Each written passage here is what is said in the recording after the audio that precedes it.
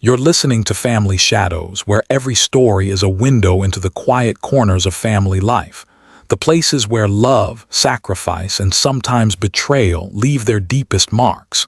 If you believe that every family has untold stories worth hearing, consider subscribing. It's free and it means you'll never miss a moment. Today's story is titled, "I paid their bills for 10 years, then they kicked me out of the family photo." If you live long enough, you learn that the sharpest pain doesn't come from strangers. It comes from people whose voices you know, whose laughter you've memorized, whose faces you've framed on your living room wall. For me, that lesson arrived on a gray Thursday morning in late October, in the form of a newspaper I hadn't even ordered. The paper had been tossed onto my porch by a delivery boy who probably didn't know my name, just the way my porch light flickered when you slammed the screen door too hard. I picked it up the way you pick up any morning paper, without expectation, just something to keep your coffee company. The smell of newsprint mixed with the bitter steam rising from my mug. I was halfway through the front page when my eyes snagged on a familiar set of smiles. There they were. My son, Daniel, tall, broad-shouldered, in the same navy blazer I'd bought him last Christmas. My daughter, Emily, hair the color of autumn leaves, her arm looped through her brother's. Beside them, their families, my grandkids. Even the old Labrador, Max, made the cut. It was the Miller family in full bloom. My family.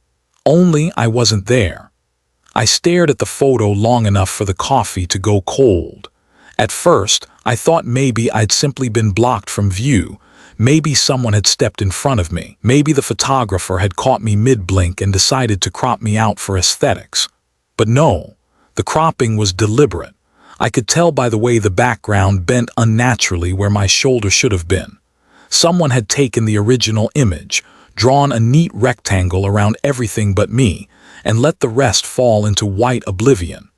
In the caption beneath the photo, the paper called it, "3 generations of the Miller family local business success story." 3 generations. That was true enough.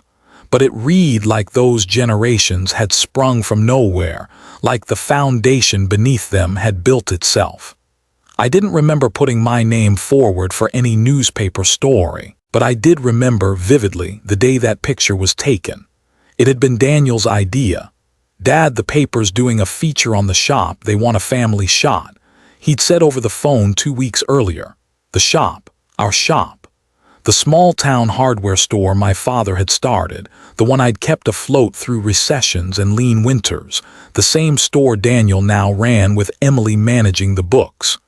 I'd shown up in my best suit, the dark gray one I wore for weddings, funerals, and the rare Sunday service I couldn't get out of. Emily had teased me about my tie being crooked, then fixed it herself like she used to when she was 15 and rushing out the door for school. We'd lined up in front of the shop's old oak door. The photographer had cracked a few jokes, Max had barked at a passing truck, and for a moment it had felt like the kind of day you file under good memories. I'd stood right in the center, my hands resting on Daniel's and Emily's shoulders. My family, my pride. And now gone. You don't just get erased from a photo, not by accident. At 62, I've learned to live with small hurts, birthdays forgotten, holidays that got too busy for the kids to visit, calls that went unanswered until the week after. But this felt different. It felt like someone had drawn a line in ink and decided I belonged on the outside of it. I tried to tell myself it didn't matter. That maybe the paper had just needed to fit the image into a column and I'd been the casualty of bad cropping. But deep down, there was a heaviness in my chest that told me otherwise. I ran my thumb over the edge of the page, tracing the spot where my image should have been. It was the same thumb that had signed 10 years' worth of checks, mortgage payments, utility bills, emergency car repairs, college tuition. The same thumb that had pressed into envelopes marked paid in full, so my children wouldn't have to carry the same kind of debt that once strangled me. I thought back to the winter of 2013, when Daniel's heating system had gone out in the middle of a snowstorm. I'd driven 40 miles with space heaters in the trunk, and written a check to cover the replacement before the repairman had even finished his work. Or the summer Emily's husband lost his job. She'd cried on my porch, worried they'd lose the house. I told her not to worry, that I'd just rearrange some things, which really meant canceling my fishing trip and pulling from the little retirement fund I'd started. I never kept score. I told myself that was what family did. You kept the roof from leaking, you made sure the lights stayed on, you kept your people safe from the wolves at the door. But apparently, that kind of math only works one way. I folded the paper, but the image kept playing in my mind. Miles, the neat little caption, the glaring absence where I'd been standing, and underneath it all a question I couldn't shake. When did I stop being part of my own family's story? The phone rang just after 9. The sound startled me. Most days it didn't ring at all. I picked it up, half hoping it was Daniel calling to say it was all a mix-up. Instead, it was Emily. "Morning, Dad," she said, her voice light, the way you speak to a customer, not your father. "I saw the paper," I said, keeping my voice even. A pause. "Oh yeah, that. Well, the paper only had so much space." "Emily." I let her name hang there. She sighed. "It's nothing personal. They wanted a cleaner look, and well, you know." "No, I don't know," I said. "Dad, please don't make this into a thing," she said. "It's just a photo, just a photo." I wanted to tell her that photos are more than paper and ink. They're proof. Proof that you were there, that you mattered in the moments that mattered most. And once someone decides you don't belong in them, it's not just the picture that changes. It's the story itself. But I didn't say that, not yet. After we hung up, I set the paper down on the kitchen table. Sunlight was creeping in through the blinds, laying slanted stripes across the wood grain. Dust motes floated in the light. The house was quiet except for the ticking of the wall clock. And in that silence, I realized something. I'd been erased once in print, but if I didn't do something, it wouldn't stop there. It would happen again, and again. Until one day my grandkids would open a family album and see a history where I'd never existed. And that I could not allow. The next morning I sat at the kitchen table with a yellow legal pad and a pen, the kind that left a faint scratch across the paper when you wrote too slow. I hadn't used it in months, maybe years, but something in me needed to put the numbers down, to see them in ink. I started with the big ones, the mortgage payments on Daniel's house. 10 years of them. Some months, the full amount. Others, just enough to keep the bank quiet until he could catch up, though he never quite did. I wrote each year as a line item, watching the numbers stack higher than my mind had been willing to calculate before. Then came Emily's tuition. 2 years at the community college, then 3 more when she transferred to the state university. I told her not to worry about the cost, that education was worth every penny. I still believed that, but believing it didn't make the checks any smaller. There were the quiet emergencies, the kind nobody outside the family ever hears about. Car repairs that couldn't wait until next payday. Hospital bills that arrived in thick envelopes with payment plans tucked inside like grim little pamphlets. A leaking roof. A busted water heater. A winter when Daniel's pipes froze solid and burst, flooding half the basement. Every time I'd said the same thing. "Don't worry, I'll handle it." I wasn't a wealthy man. The hardware store kept the lights on, but there was no fortune tucked away in some secret account. What I had, I earned with my hands day by day, and when my kids needed help, I gave it. Sometimes that meant going without myself. Replacing my old Ford with a newer model had been on my mind for years, but somehow it always slipped to the bottom of the list when another bill showed up with their names on it. I never thought of it as sacrifice. To me, it was just family. You didn't send your children out into the world and then turn your back when the world turned rough. But now, sitting at that table, I began to see the ledger differently. Every dollar I'd written in their favor was a stitch in the fabric that held us together. And somehow, without me noticing, they decided to start pulling those stitches loose. It wasn't always like this. When their mother, Margaret, was alive, we were a team. She had a way of keeping the kids close even as they got older. Sunday dinners, holiday traditions, little things that made our house the kind you came back to. I remember one Christmas, maybe 20 years ago, when Daniel was 16 and Emily was 12. We didn't have much that year, the store had been slow, and Margaret had taken on extra shifts at the library. But on Christmas morning, there were still gifts under the tree. Margaret made cinnamon rolls from scratch, the whole house smelling like sugar and spice. Daniel had opened a leather jacket he'd been eyeing for months. Emily got a set of oil paints and a sketchbook. And me, I got a photograph, a framed picture Margaret had taken of the four of us, laughing in the backyard. Families don't just happen, she'd said as I unwrapped it. We build them. I'd hung that picture in the hallway, right where you could see it every time you walked in the door. It's still there now, though the glass is cracked from the day Max barreled into it chasing a ball. After Margaret passed, I tried to keep those traditions alive. But grief changes people. Daniel buried himself in the shop, Emily in her classes, and I put my energy into making sure they had what they needed, even if I couldn't give them what Margaret had. There's a certain invisibility to providing. People notice when you fail, but not always when you succeed. You pay the bills before the due date, and nobody sees the late fees that never came. You fix the leaky faucet before breakfast, and all anyone notices is that the water runs fine. I didn't mind being invisible, not at first, but erasing me from a photograph was something else. That wasn't just failing to see me. That was pretending I'd never been there at all. 2 days after I saw the newspaper, I ran into an old friend, George Campbell, at the hardware store. George had been my fishing buddy for years, back when I still took time for things like that. He was leaning on the counter, waiting for a box of screws when he spotted me. "Hey, Tom," he said, his face brightening. "Saw the Millers in the paper, big feature." "Yeah," I said, trying to keep my voice steady. "They must be proud, huh? 3 generations keeping the store going, you must be in 7th heaven." I didn't know how to answer. George hadn't noticed, of course. Why would he? Most people wouldn't think to compare what they saw with what was missing. I just nodded and said, "Yeah, something like that." But as I walked to the back to fetch the shipment, I realized something. The people who didn't know me wouldn't notice I'd been erased. And the people who did know me, well, some of them might just assume I'd stepped aside, that I wasn't part of the family anymore. And if they thought that, maybe that's exactly what Daniel and Emily wanted. That night, I pulled out an old photo album from the closet. The pages smelled faintly of dust and cedar. I flipped through snapshots of birthdays, picnics, graduations. My hands lingered on one in particular, Emily in her cap and gown, Daniel on one side, me on the other, all of us smiling like we'd climbed a mountain together. Back then, it had been true. We had climbed a mountain together.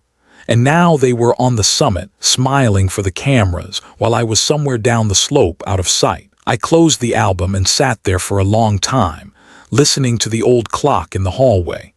Each tick was like a reminder that time wasn't going to fix this on its own.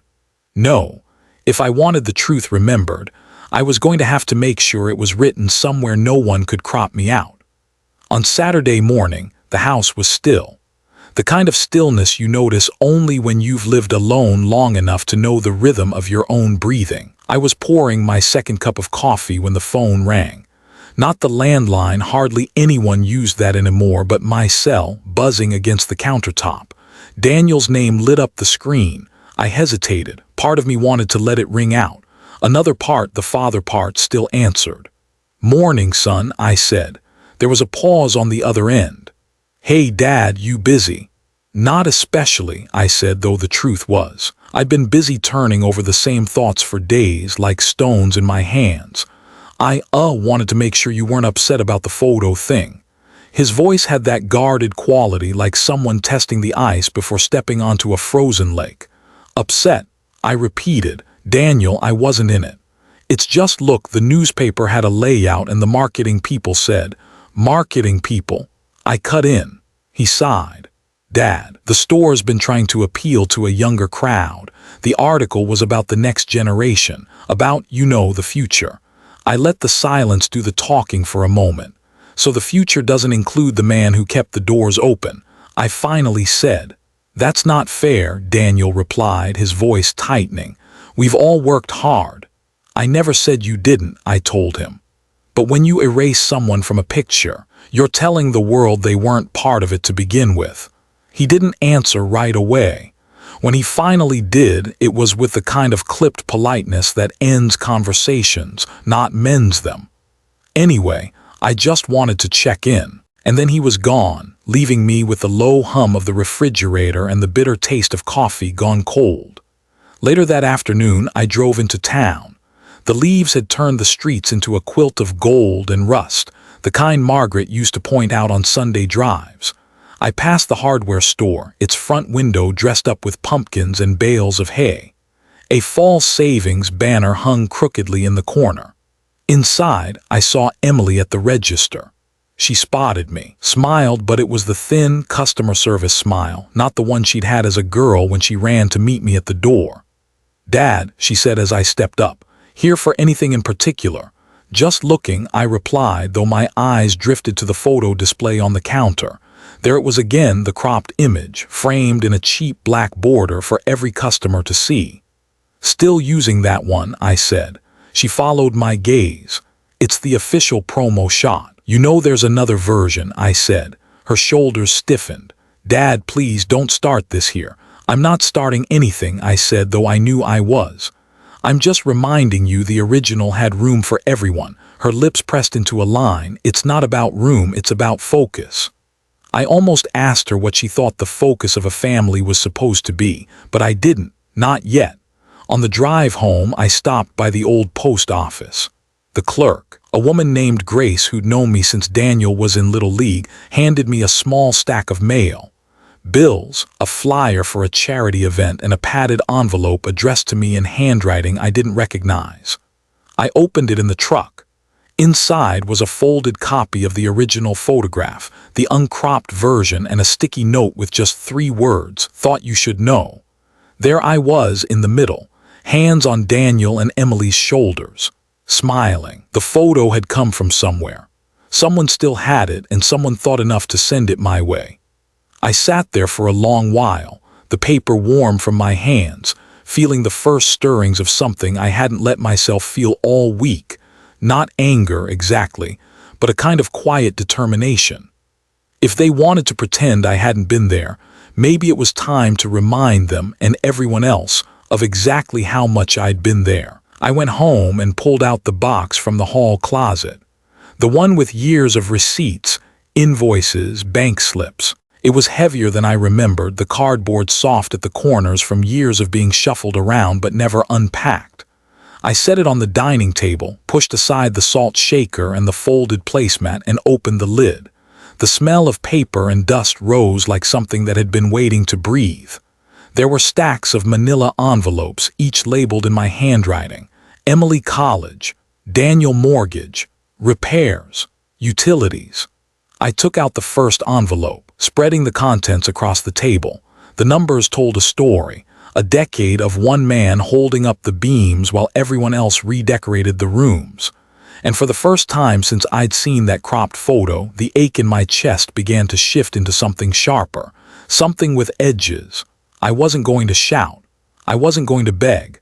But I was going to make sure the truth stood somewhere it couldn't be cut out.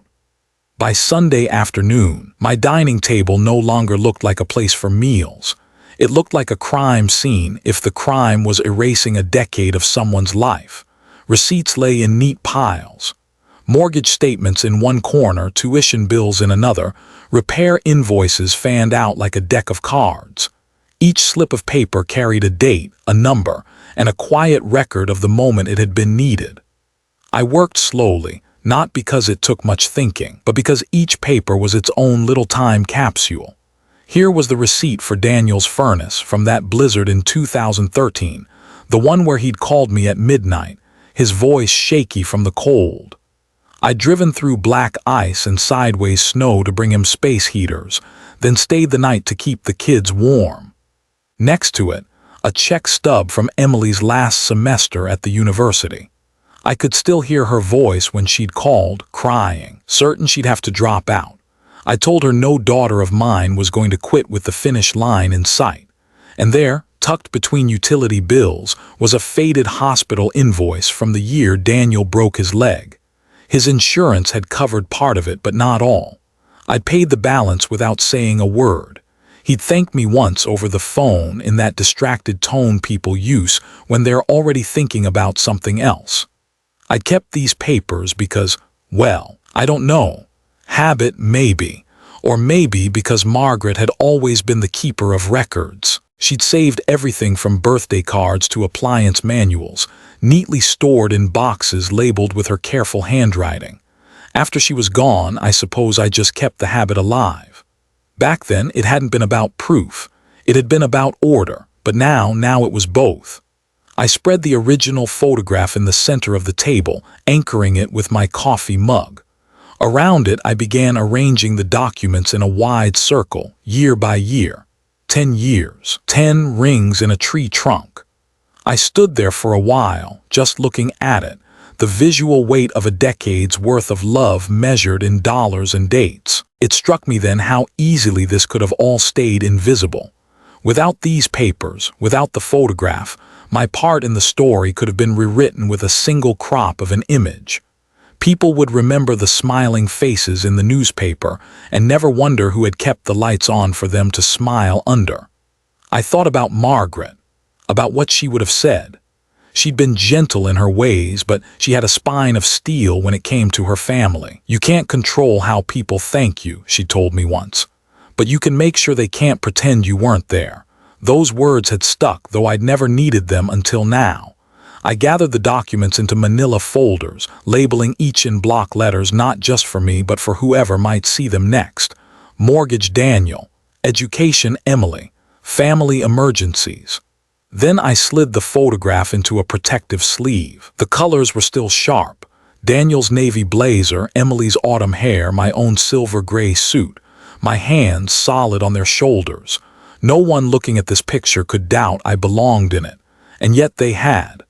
By early evening, I had a small stack ready, neat, deliberate, undeniable.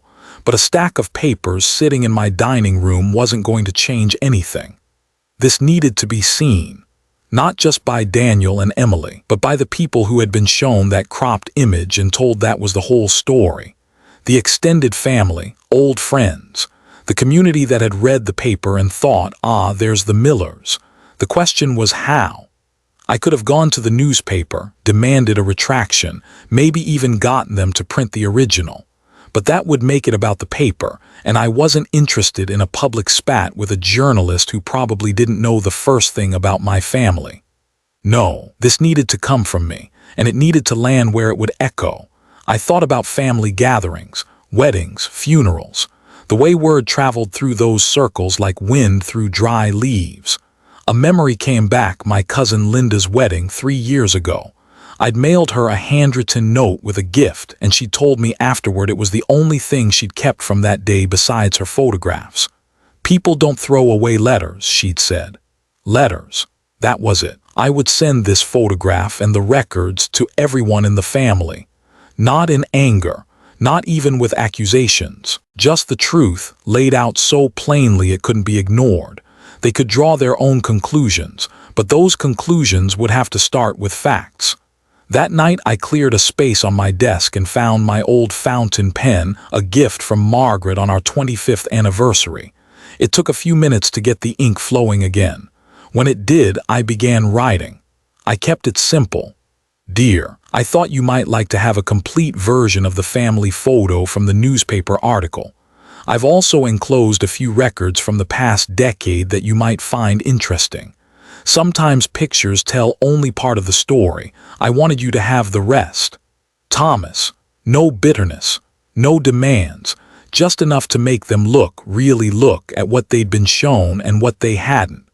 When I finished the first letter, I set it beside the envelope with the photograph and the chosen records. Then I began the next. By midnight, there was a small pile on my desk. By the end of the week, there would be dozens. And somewhere beneath the quiet hum of the house, I felt the first tremor of change. By Monday morning, my dining table was a factory line. On one end, the original photograph, stacked in glossy duplicates fresh from the print shop downtown. Beside it, neatly collated packets of documents, mortgage stubs, tuition bills, utility receipts. Not everything, just enough to make the point without burying anyone in paper. On the other end, a growing stack of white envelopes, each addressed in my hand.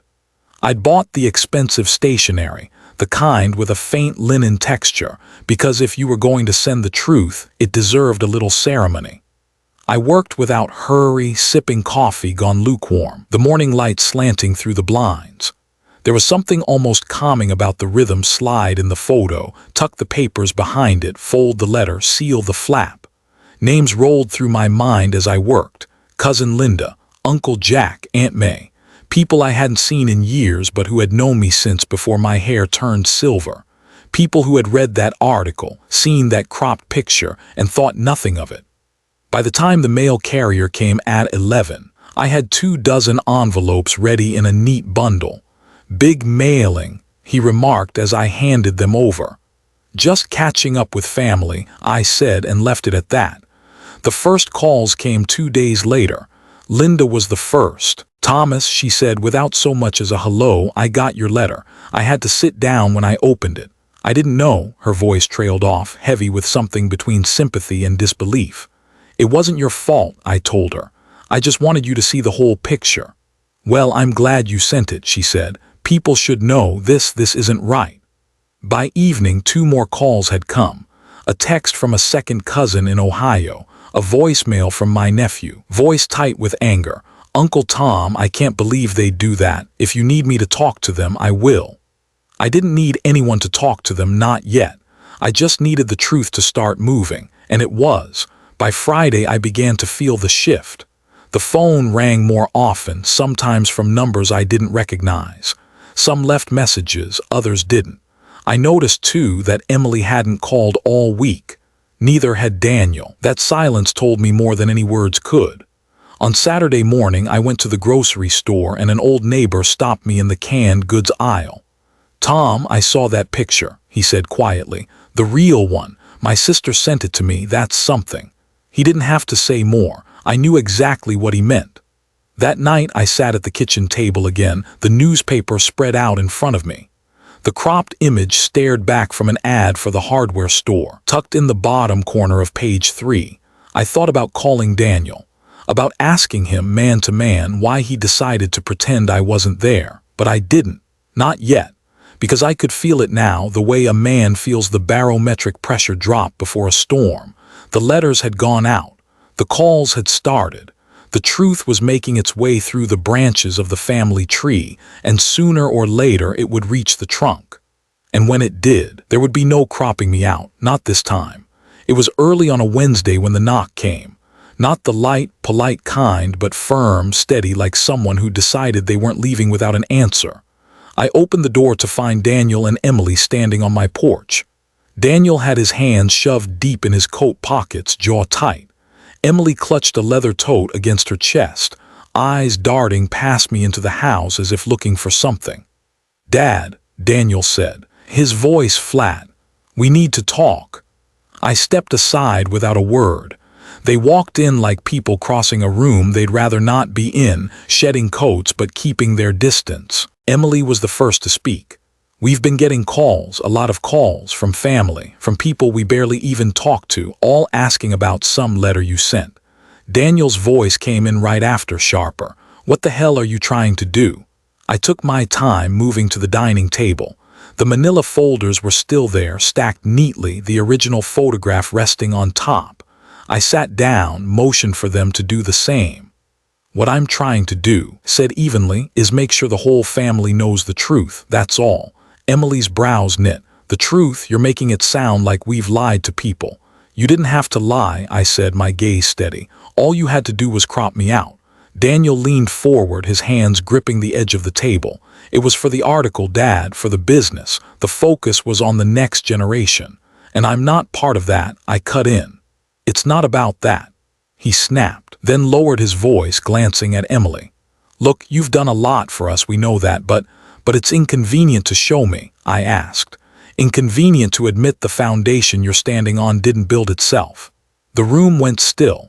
I could hear the old wall clock ticking, the faint hum of the refrigerator in the kitchen. Emily set her tote down, her tone softening as if to make up for her brother's sharpness. "Dad, We didn't mean for it to hurt you. We just thought maybe people would see the store as more modern, more fresh if it was about us." I nodded slowly. Fresh. I let the word sit there, tasting bitter on my tongue. "So you erase the man who kept it alive through the winters when no one walked through that door, through the months you couldn't make payroll, through the years you couldn't pay your own bills." Daniel's jaw tightened. "You didn't have to make it public." "That's where you're wrong," I said quietly. "I had to, because if I didn't, one day my grandchildren would look at that picture and believe I was never there at all." Emily looked away then, staring at the photo on the table. For a moment I thought I saw something in her face, guilt maybe, but if it was there, it was gone as quickly as it came. Daniel stood abruptly, pulling his coat back on. "You've made your point," he said, his tone clipped. "But it's making us look bad." "Truth has a way of doing that," I replied. They left without another word, the door closing with a soft thud. That night I sat by the window, watching the wind rattle the bare branches outside. I knew they'd go home and try to control the damage, maybe call relatives, spin the story their way. But I also knew something they didn't. Once the truth is out, it doesn't go back in the box. It keeps moving, slipping through cracks, finding ears it was never meant to reach. And I had the feeling this was only the beginning. By the end of the week, I didn't need the phone to tell me the story was spreading. I could hear it in the way people spoke to me. At the diner, old friends lingered a little longer at my table. The waitress, Mary, refilled my coffee twice without charging and gave me a look that was half sympathy, half quiet approval. At the post office, Grace didn't just hand me my mail, she leaned in and whispered, "Got your letter. People are talking, Tom, and not in their favor." Even at the gas station, a stranger filling his truck glanced over and said, "You're the guy from that picture, aren't you? The one they cut out?" I nodded once, not confirming, not denying, but knowing the answer was written all over my face. The hardware store was still running its fall savings promotion, and every time I passed by, I saw that cropped image in the window. At first, it just stung. Now it looked almost desperate. One afternoon, I stopped on the sidewalk across from the store. The street was busy with Saturday shoppers, kids tugging on their parents' hands, couples carrying bags. I noticed how some people glanced at the window, then at me, then back at the window again, their eyes narrowing slightly as if doing the math. I didn't linger. I didn't need to. The seed had been planted. By Monday, the calls from family had turned into calls from people I hadn't seen in decades. "Tom, it's Pete," came one voice on my answering machine. "We were in the same class back in '74. Just wanted to say I saw what they did. Ain't right. If you need a hand setting the record straight, I'm your guy." Another, "Mr. Miller, you don't know me, but my father knew yours. Folks around here remember who kept that store alive. Just thought you should know we've got your back." Every message was fuel. Not for revenge, I wasn't looking to burn bridges just to watch them fall, but for something bigger, proof that the truth mattered to more than just me. Midweek, I walked to the corner store for milk. Outside, on the community bulletin board, someone had tacked up a copy of the original photograph.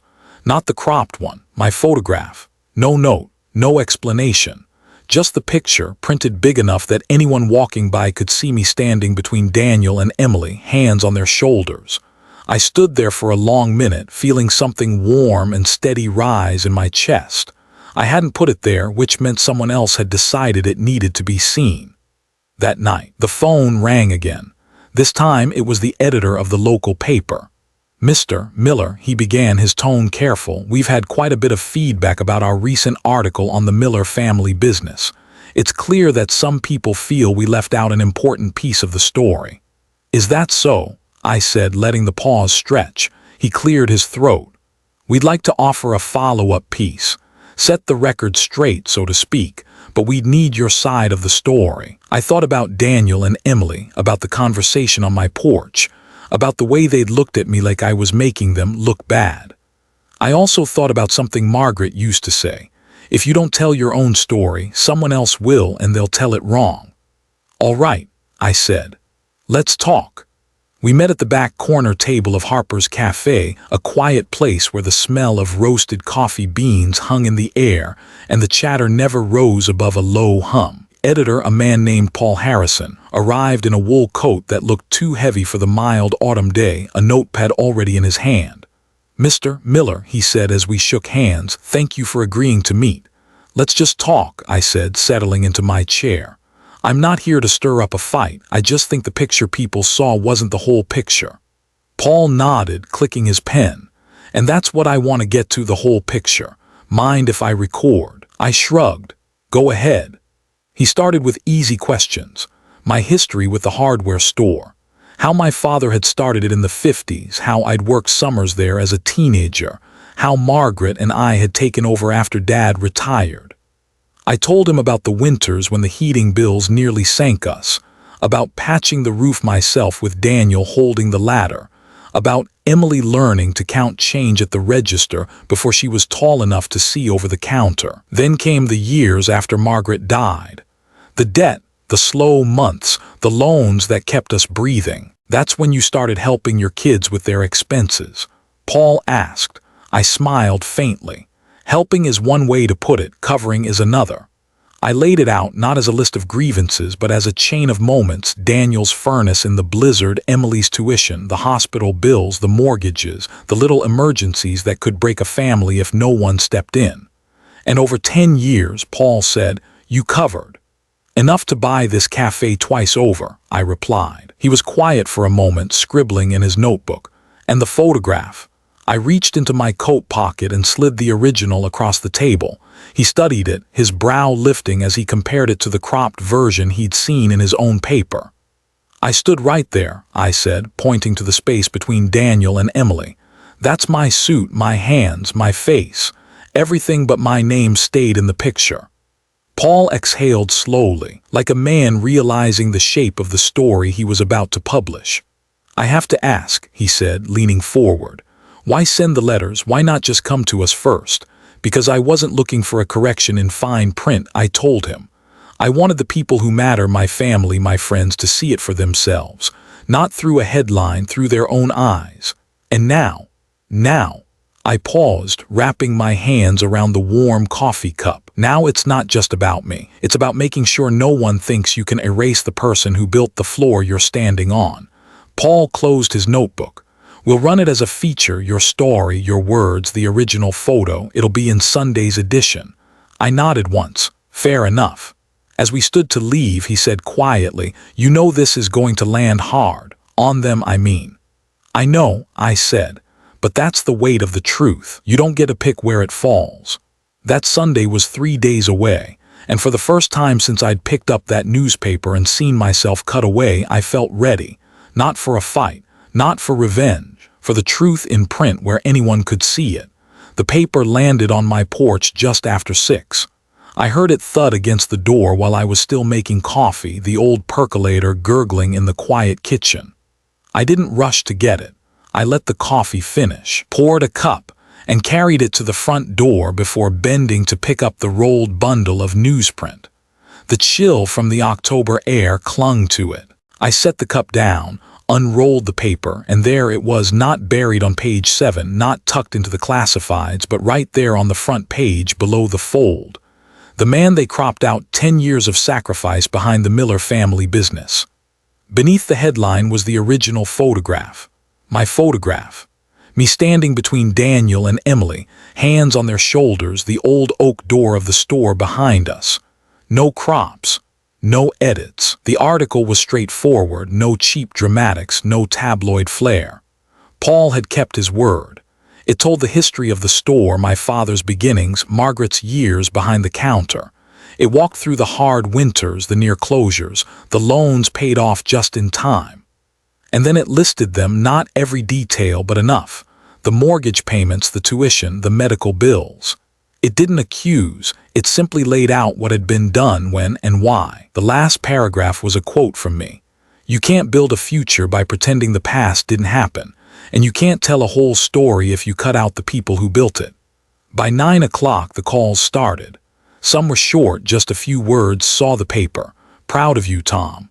Others lingered, old friends and distant relatives wanting to talk, to share how much they remembered, how much they'd always suspected. I didn't hear from Daniel or Emily that morning, but I knew they'd seen it. In a town like ours, you couldn't sneeze without someone mentioning it before lunch. By noon, I had reason to be sure. I drove into town for groceries, and as I passed the hardware store, I saw Daniel through the front window, pacing behind the counter with a phone pressed to his ear. Emily stood beside him, arms crossed, her mouth a tight line.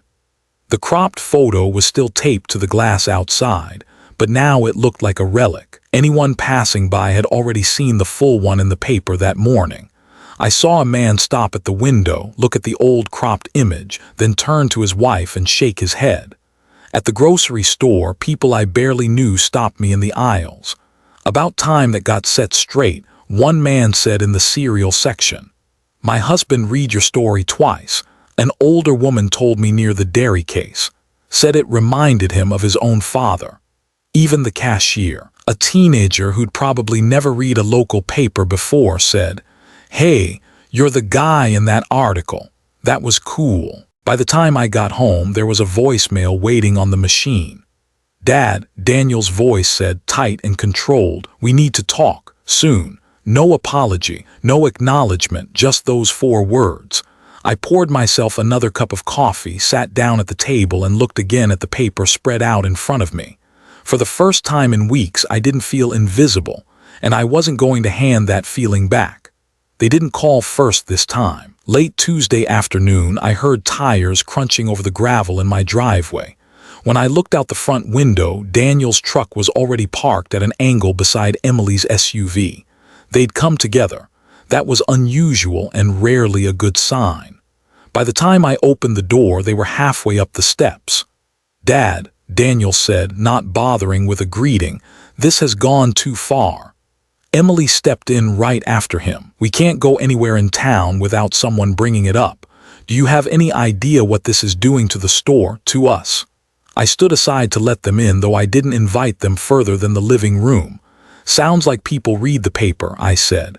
"That's not the point," Daniel shot back. "You could have come to us first. We could have explained." I looked at him, calm as I could manage. "You had your chance to explain when I asked about that photo. You told me it was about focus." "That's not what we meant," Emily started, but I held up a hand. "It's exactly what you meant," I said. "You wanted to show the world the store's future without showing the man who kept it standing long enough for there to be one." Daniel took a step closer, his jaw tight. "This public shaming, it's making us look like we're ungrateful brats." I raised an eyebrow. "If the shoe fits, Daniel." Emily's voice cracked in frustration. "You're twisting it. We were trying to make the business appeal to a younger crowd. It wasn't about erasing you." "Then why was I erased?" I asked, my voice sharper now. "Why not just take a new photo? Why cut me out of the one where I was standing right between you?" Neither of them answered. The silence stretched, and for the first time I saw it, the flicker of something in their faces. Not just guilt. Fear. Fear that the story had slipped out of their hands, that they couldn't manage it anymore.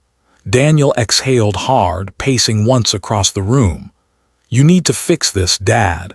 Tell people it was a misunderstanding, that you overreacted." I actually laughed, short and without humor. "You want me to lie to make you more comfortable? After 10 years of covering your bills, your debts, your emergencies, you want me to stand up and say I was wrong?" Emily tried again, softer this time. We don't want this to define us." "Then you should have thought of that before you cropped me out," I said. Daniel grabbed his coat off the arm of the sofa. "You've made your point," he said tightly. "Don't push this any further." I met his eyes. "I didn't make a point, Daniel. I told the truth. If that feels like a point to you, maybe it's because it hits home." He didn't answer. They left without slamming the door, but the tension they left behind was louder than any bang of wood on wood. That evening, I sat in my chair by the window, the sun dipping low over the trees. The phone kept ringing, friends, cousins, people from town, all saying the same thing. They'd read it, they'd seen it, and they stood with me. For the first time, I realized something important. This wasn't just about a photo anymore. It was about what people believed happened to men like me, fathers who gave without keeping score, only to find themselves cropped out of the story. And now that it had a voice, it wasn't going to be quiet again. By Thursday morning, the knock on my door wasn't family, it was neighbors. First came George Campbell, my old fishing buddy, holding 2 coffees from Harper's. He didn't say much, just set one on my kitchen table and said, "Saw the piece. You did right, Tom." Then came Mrs. Harris from 3 houses down, carrying a pie in a foil tin. "I never forgot what you did for my son's little league team when they didn't have uniforms," she said. "Thought you deserved a thank you that lasted longer than a phone call." It went on like that all day. People dropping by, some I barely knew, all with some story of a time I'd helped, lent a hand, fixed something without asking for payment, and every single one of them had seen that article. The next morning, the hardware store parking lot told its own story. From my spot at the diner across the street, I watched customers come and go. A few still went in, but more than once I saw people pause at the door, look through the window at Daniel behind the counter, then turn away. Inside the diner, whispers ran through the booths. "It's a shame," one woman was saying to her friend, "after all he did for them. I heard he paid their mortgage for years," the other replied. "And they just cut him out. Who does that to their own father?" I didn't insert myself. I didn't need to. The story was walking on its own legs now. By Saturday, it was inescapable. The church bulletin listed a note of thanks to Mr. Thomas Miller for decades of service to the community. A local blogger wrote a short piece titled "The Man Who Couldn't Be Cropped Out," and it spread faster online than I would have guessed. And then there was the farmer's market. I'd gone just to pick up apples, but as I walked between the stalls, people stopped me every few steps, shaking my hand, patting my back, telling me how wrong it was, how glad they were someone was finally saying it out loud. One man, a carpenter I'd hired years ago, leaned in and said quietly, "You know, Tom, this isn't just your story. There's a lot of us out here who have been forgotten once we weren't needed. You gave us a voice." That stuck with me. Of course, not everyone was happy. Late that afternoon, a text from Emily popped up. "We need to meet. This is getting out of hand." I didn't answer right away. Instead, I sat on the porch as the sun dipped low, the cool air settling around me. Across the street, 2 teenagers walked by carrying that Sunday edition of the paper, folded open to the photograph. They weren't looking at the caption. They were looking at the man in the middle. And I realized something. Whether Daniel and Emily liked it or not, the crowd wasn't just watching anymore. They'd chosen a side, and it wasn't theirs. Sunday morning, a week after the article ran, I was sweeping leaves off the porch when Emily's SUV rolled into the driveway, Daniel's truck right behind it. They both stepped out dressed like they were headed to church, Daniel in a crisp button-down, Emily in a deep green dress she usually saved for holidays. "Morning, Dad," Emily called, her voice too bright to be casual. I leaned on the broom handle. "You're early." "We thought," Daniel glanced at his sister, then back at me. "We thought we'd get the family together at the store today, take a new picture, the whole family this time." Emily smiled like it was a peace offering. "We'll post it on the store's page, get it in the paper, let people know everything's fine." There it was, not an apology, not an acknowledgement of what they'd done, but an image management strategy. I didn't answer right away. Instead, I studied them. The way Daniel's smile didn't quite reach his eyes. The way Emily kept her hands clasped tight in front of her like she was holding something in. "Let me get this straight," I said finally. "You want to fix the fact that you cropped me out of a photo by taking another photo. It'll show people we're united," Emily said quickly. "It'll show them you can stand next to me in front of a camera," I replied. "That's not the same thing." Daniel's jaw tightened. "Dad, this is us trying to meet you halfway." "No," I said, keeping my voice even. "This is you trying to save face." They didn't like that, but they didn't walk away either. Daniel shifted his weight. "If you refuse, people will think you're holding a grudge." I actually laughed low and short. "If people think I'm holding a grudge, it's because you gave me something worth holding." Emily's shoulders slumped. "So you won't do it." I leaned the broom against the porch rail. "I'll stand for a photo when it's because you want me in it, not because you're afraid of what happens if you don't." They left not long after, the air between us colder than the October breeze. But the story didn't end there. By Monday morning, the store's Facebook page had posted a picture anyway, Daniel and Emily, standing out front with their families, the caption reading, The Miller family, together and stronger than ever. My face wasn't in it. Of course it wasn't, but the comments told the real story. Where's your dad? Didn't learn much from last week's article, did you? Looks like you're still cropping people out. Within hours, the post had more angry reactions than likes. And for the first time, it wasn't just family calling me. It was customers, some saying they'd take their business elsewhere until I was back in the picture. That afternoon, I sat at my table with a fresh cup of coffee, watching the fallout happen in real time on my laptop screen. They tried to put the lid back on. Instead, they'd blown the pot wide open, and I hadn't lifted a finger.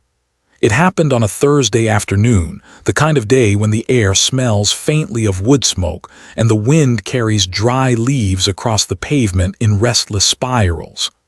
I'd stopped by the grocery store for bread and coffee filters. I wasn't planning to see Daniel or Emily, but life has a way of putting people where they need to be seen. I turned into the baking aisle and there they were, halfway down, Emily reaching for a bag of sugar while Daniel scanned the shelf for flour.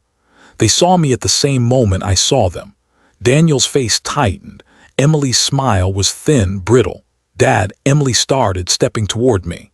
"Afternoon," I said, keeping my voice level. She glanced around and that's when I realized we weren't alone.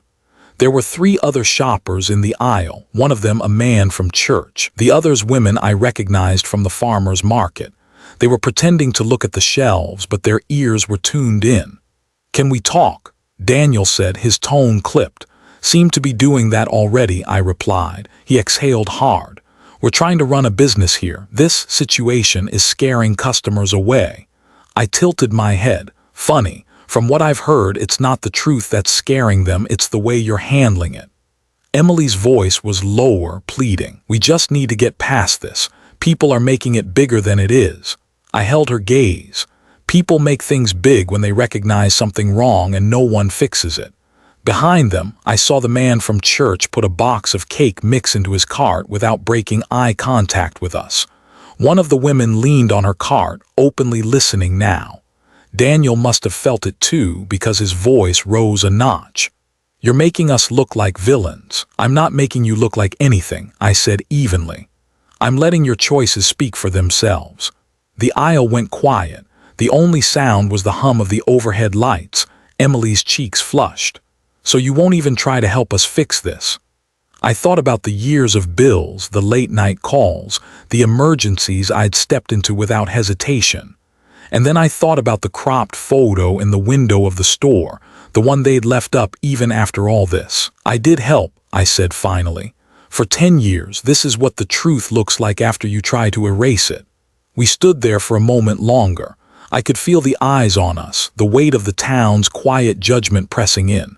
Daniel shook his head, muttered something I didn't catch, and pushed past me toward the checkout. Emily followed, but not before glancing back once, her expression caught between anger and something that might have been regret. When they were gone, the man from church stepped closer. "You handled that well," he said quietly. "Sometimes the truth needs an audience." I didn't answer right away. I just nodded, picked up my bread and coffee filters, and walked out into the crisp air, because he was right, and that audience wasn't going anywhere. 2 days after the grocery store aisle run-in, I got another call from Paul Harrison, the editor at the paper. "Tom," he said, his voice carrying that mix of curiosity and anticipation I'd heard before, "we've had a lot of feedback since your story ran. People want to follow up. They want to know what's happened since." I was thinking, maybe we talk again, this time at the store, get everyone's side. I knew what that meant. He wanted Daniel and Emily on the record. And whether they liked it or not, they weren't going to turn him down without looking like they had something to hide. Saturday morning, I drove into town. The store looked the same from the outside, pumpkins still in the window, the fall savings banner a little more faded. But there was a different energy. A few people lingered near the entrance, sipping coffee from paper cups, glancing toward the door as if waiting for something. Inside, Paul was already there with a photographer, notebook in hand. Daniel stood behind the counter, posture stiff, Emily at his side with a polite but frozen smile. "Mr. Miller," Paul greeted, extending his hand. "Thanks for coming." Daniel didn't greet me, he just said, "Let's get this over with." Paul started with the safe questions: how business had been, how the family was working together to move forward. Emily answered those carefully in short sentences that sounded rehearsed. Then Paul turned to me. "Tom, how have things changed for you since the article ran?" I looked around the store at the customers pretending to browse but listening at the old oak door in the background, the same one from the photo. "People see me now," I said simply. "Not just here but everywhere in town. They know I was part of this story, and they know what it took to keep this place alive." Daniel shifted uncomfortably. "No one's saying you weren't part of it," he said quickly. "You didn't have to say it," I replied. "You showed it when you cut me out of the photo." The air in the room tightened. Even Paul seemed to pause before scribbling something in his notebook. Emily tried to smooth it over. "That was a mistake in judgment, not in how we value you." "Funny thing about value," I said, my voice calm. "It shows in what you choose to keep and what you choose to remove." The photographer clicked away, catching the moment. I could feel the weight of the room, customers, staff, even Paul sensing that this wasn't just an interview, it was a reckoning. When it was over, Paul thanked us all, promising the follow-up would run in next Sunday's edition. As I walked out, a woman entering the store stopped me, hand on my arm. "Saw the first article," she said softly. "I'll be reading the next one. Don't let them change the ending." By the time I got home, I knew one thing: whatever came out in print next week wasn't going to be just another article. It was going to be the moment the story truly belonged to the public. The second article landed on porches just after sunrise. I'd been up since 5, pacing the kitchen with a mug of coffee I kept forgetting to drink. When I finally unrolled the paper, the headline stretched across the fold. "A family's full picture. Miller's story continues." Below it was a photo taken inside the store during the interview, me in the foreground, Daniel and Emily behind the counter. The camera had caught them mid-expression, Daniel's jaw tight, Emily's smile thin as parchment. Paul's writing was fair, but it didn't pull its punches. He recapped the first article, then described the meeting at the store, the exchanges, the tension, the exact words we'd all spoken. He quoted Emily calling the cropping a mistake in judgment. He quoted Daniel insisting they'd always considered me part of the story. And then he printed my response: "Value shows in what you choose to keep and what you choose to remove." It was all there exactly as it had happened. No edits, no softening. By mid-morning, the phones were ringing again. But this time, it wasn't just old friends or distant cousins, it was customers. Some called to tell me they'd stopped by the store only to shake my hand. Others said they'd decided to take their business elsewhere until they saw me in the store's front window photo again. At the diner, the chatter was louder than usual. "They still don't get it," I heard one man say over his eggs. "Maybe now they will," his companion replied. Around noon, I drove into town to pick up some bolts for a project in the garage. As I walked past the hardware store, I stopped. The cropped photo was gone from the window. In its place was the original, the one with all of us. Only now, the center figure, me, seemed to draw every eye that passed. Inside, Daniel was at the register. Our eyes met through the glass, but neither of us lifted a hand. Emily wasn't in sight. At home that evening, I sat on the porch with the paper folded beside me, listening to the crickets start up in the grass. I thought about Margaret, about all the years between the day we took that photo and the morning I found myself erased from it. And I thought about what it meant to be seen again, not as a man demanding attention, but as a man who'd simply refused to disappear. The story had reached the place where it no longer needed me to push it.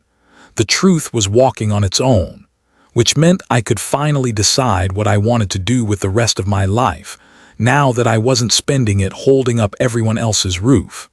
A week after the second article, I drove into town with no real purpose, just to see how the day felt.